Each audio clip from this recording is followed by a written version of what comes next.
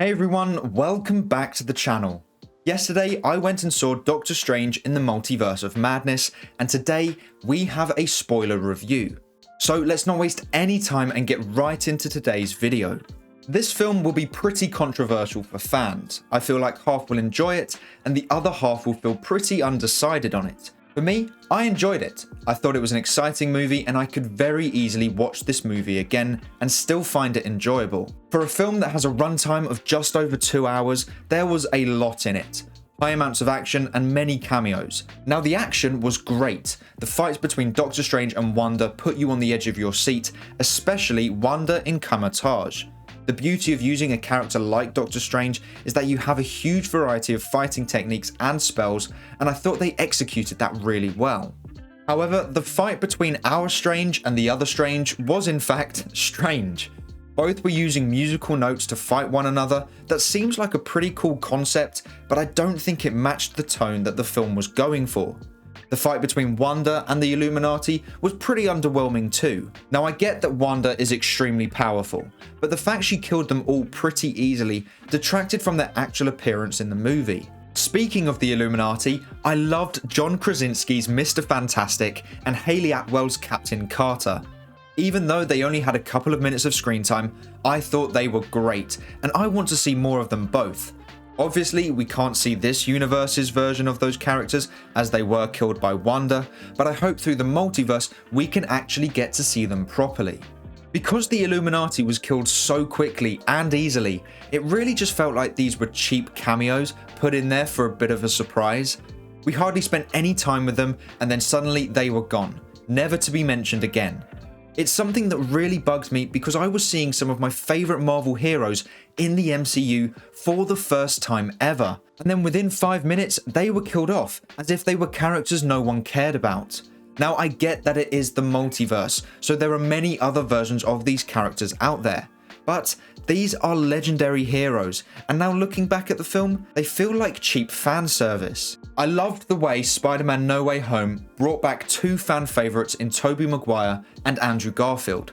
Whilst they were partly for fan service, they also served the story by helping our Peter save the villains and also helped our Peter from going down a dark path. Whereas in Doctor Strange 2, they really didn't offer anything to the story other than saying that they had to kill their Doctor Strange. Hopefully this film was just to introduce the idea of the multiverse and the possibility of seeing those heroes again in the future, but I really feel like they could have done it in a much smarter way. A way that benefited the overall story. I have to be honest, the overall story felt a bit messy. I understand what the story was. Wanda goes crazy, Strange has to protect America Chavez from Wanda, and then Wanda realizes her wrongs, and that's pretty much it. It's not a terrible story. In fact, I really enjoyed the story, but I feel like this was just a stepping stone to get into the multiverse, which I'm sure would be great, but I feel like they kind of used Doctor Strange's name as a way to get to the multiverse instead of creating a Doctor Strange story that focused on him but incorporated the multiverse. We did see a lot of Strange and his multiverse counterparts, but I feel like his character wasn't truly developed. It was less focused on him and more focused on the other characters, with Strange running around and saving people. Now, I'm not saying his character didn't develop, because it did. His character was more developed at the end of the film compared to the start, but I feel like nothing really changed. I really did enjoy this movie though. I thought it was entertaining and action-packed, but I do feel like its weakness was the story, at least for Doctor Strange. For Wanda, on the other hand, I thought her character was the most interesting of all.